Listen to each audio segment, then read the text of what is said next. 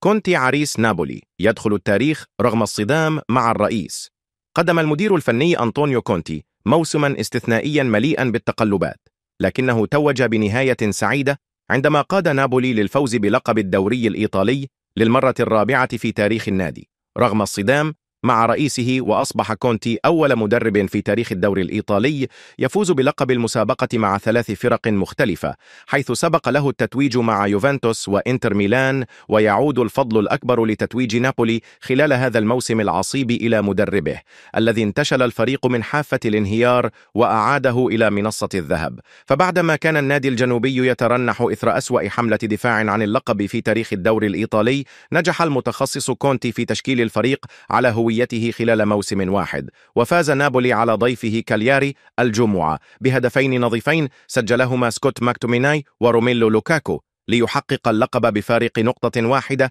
عن ملاحقه إنتر الذي لم يشفع له فوزه على كومو. ويمثل صاحبا الهدفين رمزا لنجاح كونتي في اجتذاب صفقات جديدة للفريق هذا الموسم، إذ استخدم ماكتوميناي ولوكاكو من مانشستر يونايتد وتشيلسي الإنجليزيين على الترتيب. ويبدو أن رهانه عليهما كان في محله، ويبدو التتويج علامة فارقة أخرى في مسيرة كونتي صاحب 50 عاما، لاعب ليتشي ويوفنتوس السابق الذي قاد السيدة العجوز للفوز بالدوري الإيطالي 3 مرات أعوام 2012 و2013 و2014 مقابل تتويج وحيد مع إنتر عام 2021.